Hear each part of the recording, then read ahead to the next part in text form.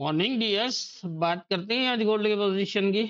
पहले हम अपनी कल की एनालाइज देख लेते हैं। कल हमने जब गोल्ड को एनालाइज किया तो 26-55 के आसपास था और हम यहाँ पर मैंने ये बताया था कि जो सपोर्ट और रेजिस्टेंस बन रही है उनके बीच में मार्केट मूव कर रही है।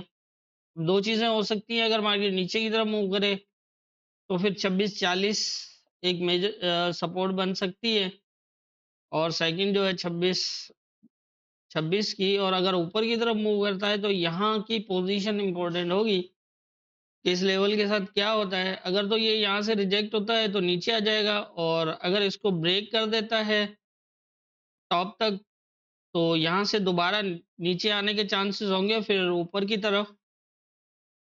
और यहाँ से मैंने ये भी बताया था कि अगर ये सीधा इसको ब्रेक करे नीचे से जाके तो उस पोजीशन में ये ऊपर के लेवल तक भी जा सकता है।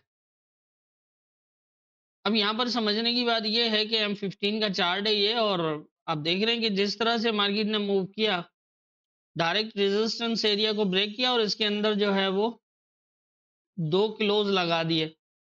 तो मैंने कई बार ये चीज़ बताई है कि जिस रेजिस्टेंस एरिया को या फिर जिस सपोर्ट एरिया को मार्केट जो है वो डायरेक्ट आके जैसे सीधा-सीधा आके इसको ब्रेक कर दे, यहाँ से आप देख रहे हैं ये सीधा-सीधा आया, इसको ब्रेक किया है। तो इट मीन्स अगर रेजिस्टेंस ऐसे ब्रेक होता है तो मार्केट मज़ीद ऊपर जाएगी, और अगर सपोर्ट ऐसे ब्रेक हो तो समझ लीजिएगा कि मार्केट नीचे जाने के और मज़ीद नीचे जाने के चांसेस होंगे। लेकिन उसके लिए उस लेवल से नीचे की जो पोज़ीशन होगी वो ज़रूरी है देखना, अगर रेजिस्टेंस है तो, और सपोर्ट है तो फिर उससे ऊपर की पोज़ीशन। तो इसी हिसाब से मार्केट मूव करती है। यहाँ पर भी वही हुआ, डायरेक्ट आके इसको ब्रेक किया। ब्रेक करने के बाद काफ़ी सारा स्टे किया और H4 का क्लोज़ जो है वो भी लगा इसके अंदर। 2666 के ज़ोन जो था इसके अंदर, तो यहाँ पर काफ़ी क्लियर था, लेकिन ये है कि थोड़ा-सा इसको करेक्शन ज़्यादा करनी चाहिए थी, जो इसने नहीं की। तकरीबन नीचे आना चाहिए था, लेकिन मार्केट है, मैं उसके बारे में कुछ नहीं कह सकता। जैसा मैंने पहले भी बताया कि ये लेवल्स ऑलरेडी ऊपर-नीचे ब्रेक हैं, तो यहाँ से ये सीधा भी जा सकता है, लेकिन ये ब्रेक हो चुका था तो यहाँ सेलिंग तो जो है वो बनती ही नहीं थी। फिर यही था कि यहाँ पर एक लो लगाने के बाद एक नया एरिया जो है वो एज़ ए सपोर्ट बना दिया यहाँ पर 26-60 के आसपास, और इसी को टेस्ट करता रहा और यहाँ से ही जो है वो दोबारा ऊपर का रेजिस्टेंस एरिया भी ब्रेक किया। तो ये थी हमारी कल की एनालाइज़ और मार्केट की मूवमेंट। अब देख लेते हैं आज के इम्पोर्टेंट एरियाज़ क्या होंगे। आज के इम्पोर्टेंट एरियाज़ की अगर हम बात करें तो यहाँ ज़हन में रखिएगा, ये सपोर्ट है और ये एक माइनर रेजिस्टेंस और फिर ये मेजर रेजिस्टेंस, और नीचे अब मेजर सपोर्ट ये बनती है और इसके बाद जो है वो ये। अब देखना ये है कि यहाँ क्या होता है, इस एरिया को जो है वो ऊपर भी ब्रेक किया और नीचे भी ब्रेक किया है। फिलहाल तो ऐसा लग रहा है कि ये इसके ऊपर स्टे कर रहा है और ऊपर जाने की ही सोच रहा है। लेकिन वेट करना पड़ेगा क्योंकि M15 का 1 क्लोज़ ऊपर बुलिश था, फिर एक बेरिश और फिर बुलिश। तो उसके बेस पे ये नीचे की तरफ आया, लेकिन अगर इसको नीचे आना होता तो यहाँ से ये नीचे ही आ जाता, लेकिन दोबारा अब ब्रेक करके और स्टे करने की कोशिश कर रहा है। तो ये देखते हैं ये यहाँ पर कितने, अगर 2 से 3 3 बुलिश या 4 बुलिश तक एक साथ क्लोज़ कर देता है तो फिर ये स्टे करके यहाँ तक जाएगा, और अगर इसको ब्रेक करता है और नीचे की तरफ आ जाता है तो फिर नीचे आएगा। इस तरह से जो है वो पोज़ीशन होगी।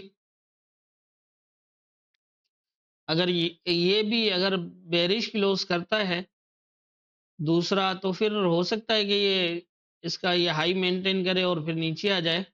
लेकिन यही है कि इसके नीचे आए, क्लोज़ करे कोई बड़ा H4 तक का, तो इस तरह हो सकता है। लेकिन यहाँ पर जैसा कि हमने जो कल रेजिस्टेंस एरिया बनाया था वो ब्रेक है, तो फिर यहाँ से सपोर्ट इस तरह से होगी। और यहाँ से अगर ये जाता है तो फिर ये है फर्स्ट रेजिस्टेंस, अगर इसको ब्रेक करता है तो फिर मेजर रेजिस्टेंस तक भी जा सकता है, क्योंकि ये ऑलरेडी जैसा कल भी मैंने बताया था कि ये एरिया सारे ब्रेक हैं, ये जो है वो ब्रेक नहीं है, ये वाला एरिया 27-14 तक। तो ये हो सकता है कि यहाँ से फिर इसको रिजेक्शन लग जाए, इस तरह हो सकता है।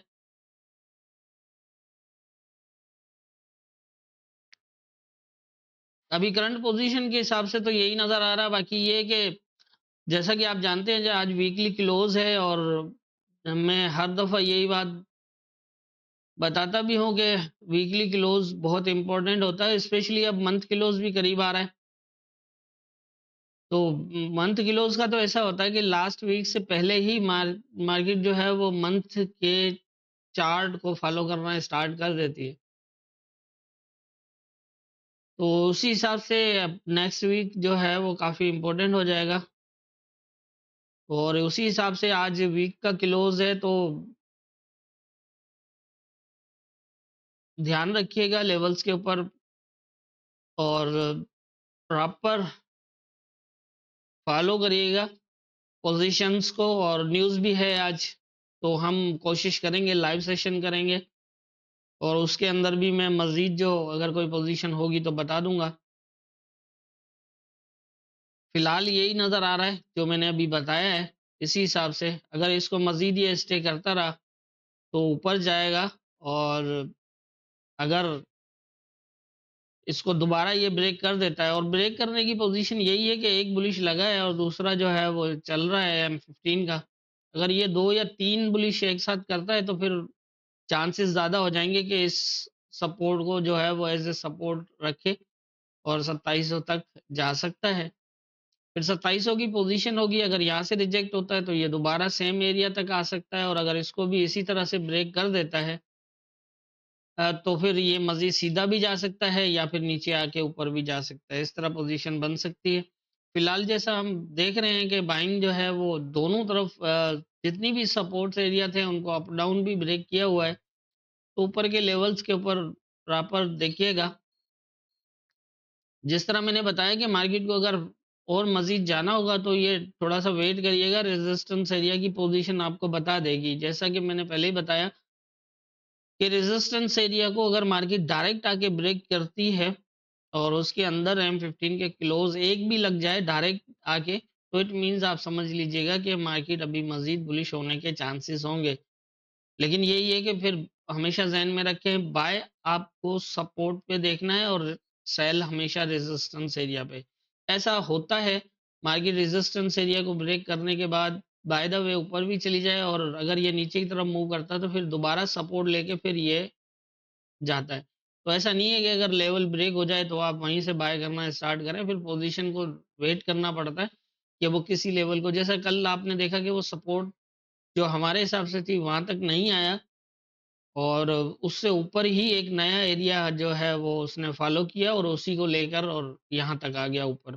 तो इसी तरह से पोजीशन जो है वो बन जाती है। तो एकदम फिर जब रेजिस्टेंस एरिया ब्रेक हो, लेकिन रेजिस्टेंस एरिया ब्रेक करने के बाद रेजिस्टेंस से नीचे अगर मार्केट आ जाती है तो समझ लीजिएगा कि वो पूरा एक सेटअप बनेगा, उसके बाद चाहे बुलिश होना हो या बेरिश होना हो। जब रेजिस्टेंस एरिया ब्रेक है तो हमें सपोर्ट से बाय ही देखना होता है, लेकिन सपोर्ट कौन-सी जो हमारे हिसाब से बनी हुई है उस सपोर्ट तक आती है तो ठीक है। लेकिन अगर नहीं आना होगा तो बीच में कोई ना कोई एरिया ऐसा होगा जिसको फ़ॉलो करेगी, जैसा कल मार्केट ने किया और मैंने अभी बताया पहले। तो उसी हिसाब से जो है वो मार्केट अपनी पोज़ीशन बनाएगी, एक एरिया बनाएगी, उसके बाद जो है वो नेक्स्ट रेजिस्टेंस देखेगी। तो मेरे ख़्याल से मेरी समझ के मुताबिक मुझे आज यही लग रहा है, बाकी होना क्या है ये तो ऊपर वाला बेहतर जानता है, दुआ में याद रखिएगा।